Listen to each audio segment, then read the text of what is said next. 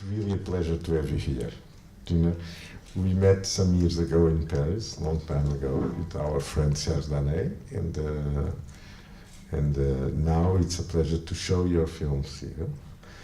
And I would like, first of all, to thank you, and I'd like to talk a little bit about your work, that they know, because you know you have such a personal career, such so exceptional one, that I'd like to know how you came to the cinema and how Ludwig was born, this film.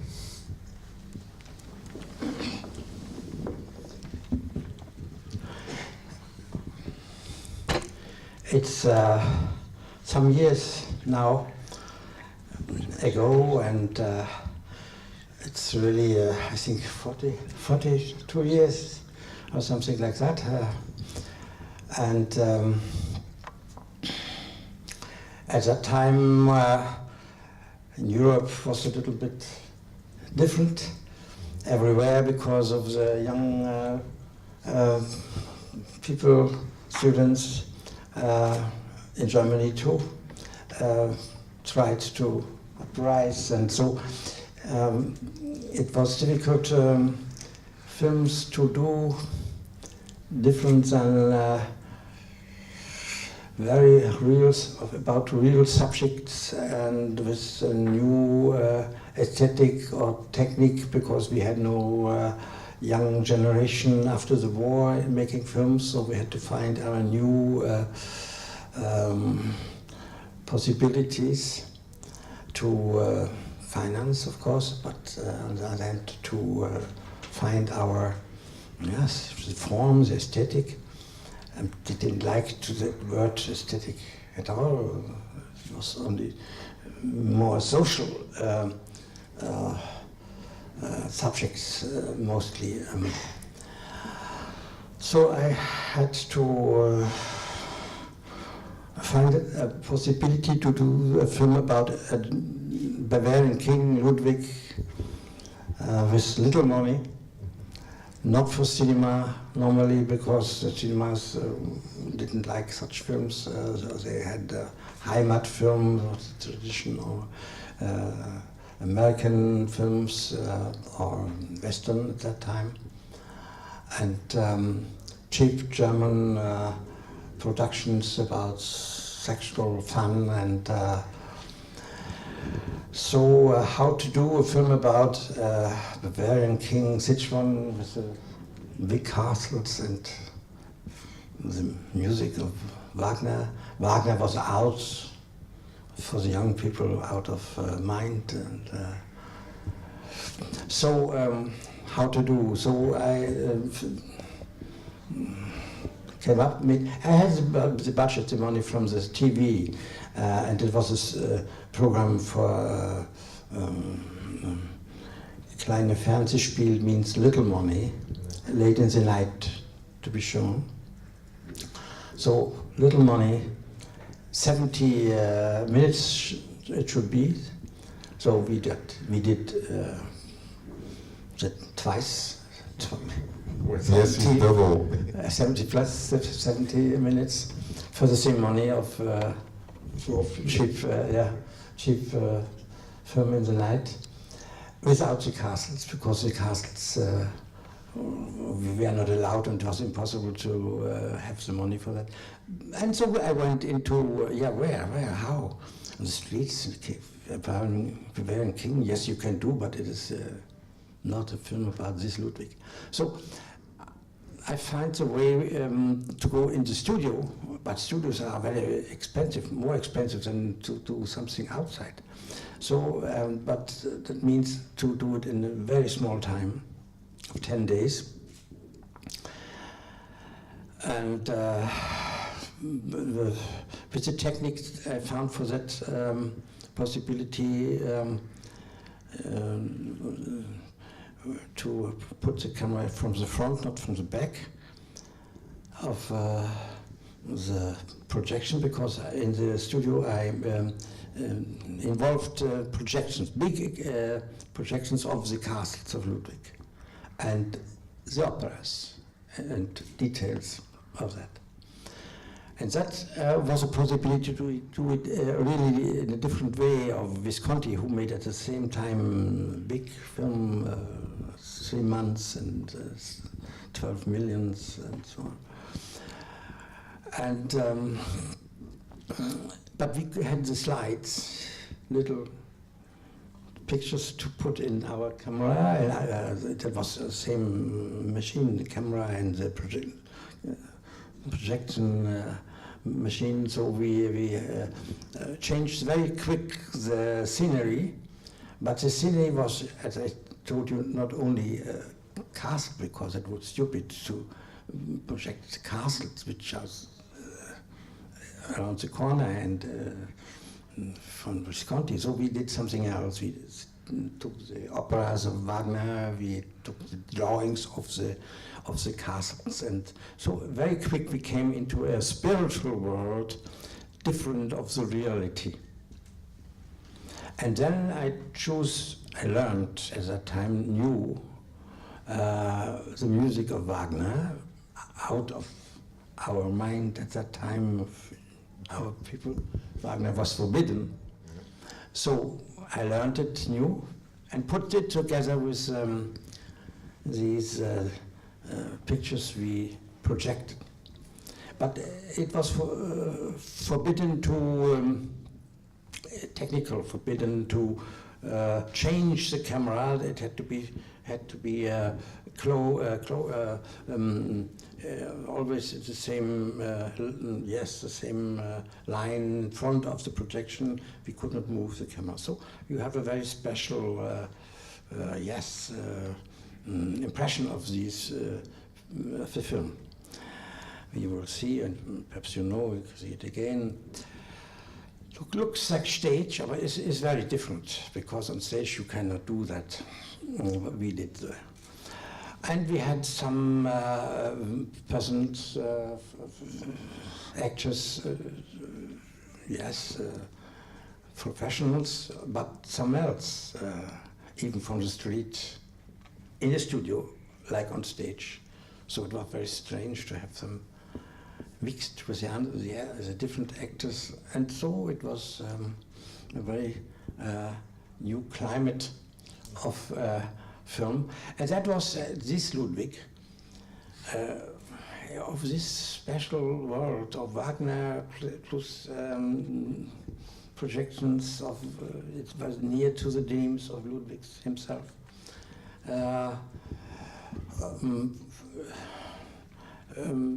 Took the way to the idea to do more, and because in the studies of the history I came to the Karl May, story of Karl May, because Karl May was the first writer who wrote very 6 books about Ludwig.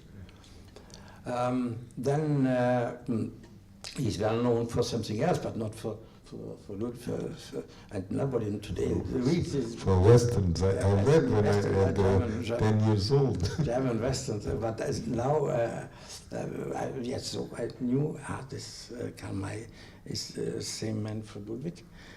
Then, yes, Richard Wagner, so I had the idea to put the Ludwig, because,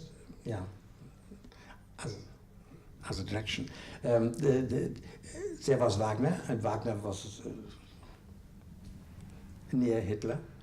And so I had the idea to make Ludwig seeing this Hitler with horror, in a horror vision.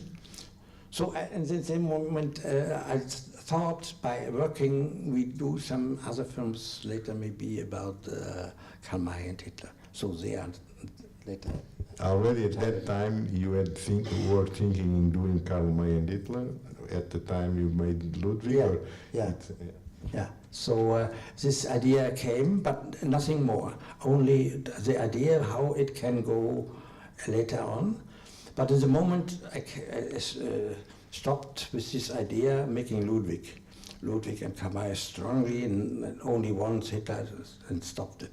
And so he's in it, and it's a little invention of my my Ludwig. And in this way I was near Visconti, because Visconti made about this subject other films, but very different. So it was a small, yeah. You shot in 10 days, Ludwig? Yeah. Oh my God. In 10 days in the studio because of the money, and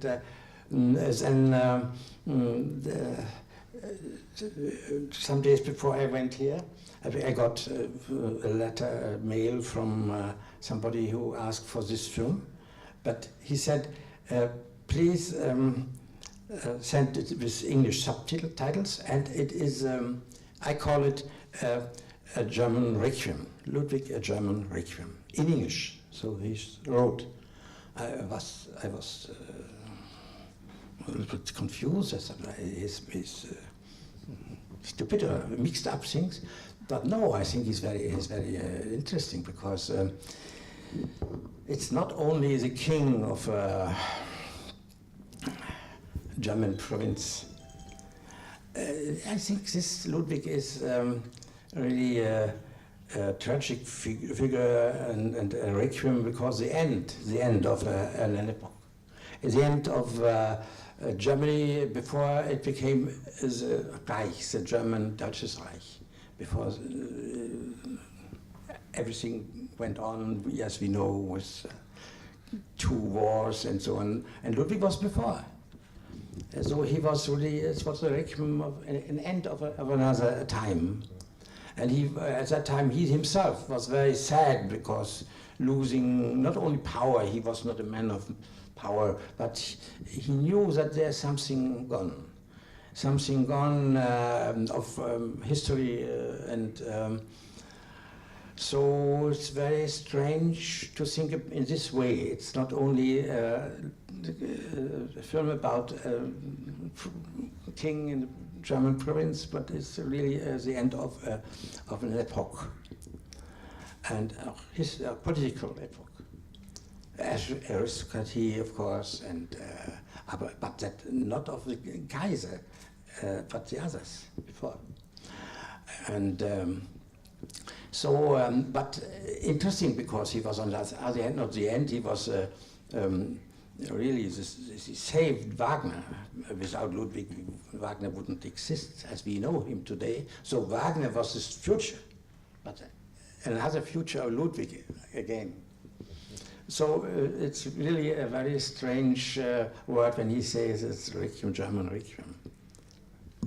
But it's not from now that they are saying the title Ludwig, German Requiem. It's I think in the in the English version always they refer to it to Ludwig like with this title. You know, your Ludwig. Normally it's a Requiem of a Virgin King. Yeah? Oh yeah, I know. Yeah. And I think when you show the movie, when the film opens, in that time was really something that was incredible reaction for some critics, because it was something, like you say, completely new. I think what you because we had so small the money to do it, we reinvent something, you know, a language that was new at that time. And even on that, you were a little bit, you had another very personal position in the German cinema of that time. We had, you know, Fassbinder and all these, you know, and you were close to some of these directors, or we are completely in your side alone and doing your work without referring to this new, what we called at that time the new German cinema? Fassbinder was at that time of Ludwig beginning. Nobody knew, only some people knew about him at the beginning. But before they were Kluge and more social kind of German cinema, and so they didn't like this because for them it was irritation of Wenders was new, started. Herzog, yes, was a little bit on my side, strange. They didn't like him so much too, because of the kind of fantasy and. Normally the people, the films were very realistic. There was Werner Schröter, yes, Werner Schröter, he worked very much with music, so I felt very near to him. So it was strange and difficult, and I was a little bit outside. But it was mixed. There was of Fassbinder, his young Fassbinder, the first things I took from him the Harry Bear, but he was different here in this Ludwig part. And then I found Peter Kern, and Peter later Fassbinder took him over. Yeah, so the things were familiar. And Kluge was between all of them. So we were together in Venice, and that's the first time, so Fassbinder, Kluge, and we with the Ludwig film and some of the actors. So at that time in Venice, it was 72, I think, very familiar. And what was the reaction in Germany? Your film opened in the cinemas anyway. If it was done for television, it was shown in the cinemas in Germany. And what was the reaction at that time? Yeah, the film was. I got the rights from the TV to show it in cinema too, because they were honored that small budget, low budget film has a possibility to be shown in cinema. So we did, but it was not a big fact. It was more intellectual. But in France, that was astonishing development, because the film was full up every night, and it was a small cinema but full, half a year, and it could have been longer, I think. Yes, but there were problems with the owner. He took the money and went off and so on, so we had to stop it. But in any case, in France, it was very successful, even at the box office. And box office means it's a lot of money, but we had to make the print. It was have to pay it ourselves. So we paid the film at the month. The man went off with the money. So that was a little bit of a problem. Even the subtitles we had to do.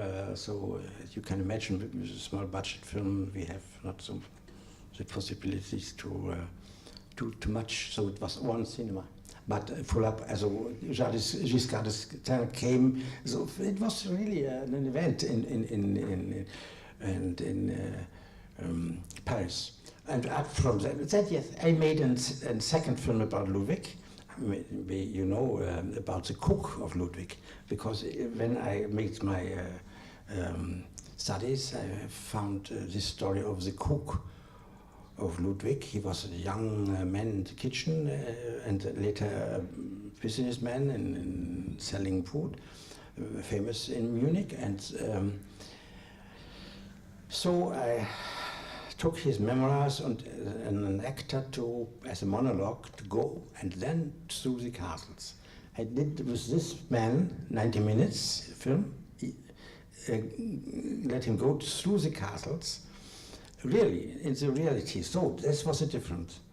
This cook goes through the castle like a guide for tourists, alone, of course, and he's talking about every room, talking about the king. And Wagner. Your king could not go to the castles, but the cook, yes. Yes, the story of the cook. The story of the king with the eyes of the cook. And the kitchen still exists in the castles somewhere. So we went, of course, there, and he was the king of the kitchen.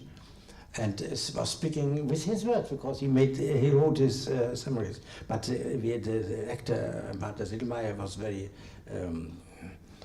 good in this part, so he invented a lot of congenital things to fully fill it up. So you see, we have two Ludwig films, one in the real castle with the cook, and the other Ludwig in the studio as an invention of our technique and our time in the mind of a king as we think it could be. Well, I think we'll go talking with Mr. Syberberg tomorrow, because we show what you do now every day, because you are working every day. And if we see your site in internet, you see that every day you have things there, new things. And we will go talking with you tomorrow when we show your small DVDs about Faust, and you will talk all the time. And on Sunday after Karl May, we do a new talk. But if anyone wants to make a question just before we show the movie, it will be, if anyone wants to, any other, if not, yeah.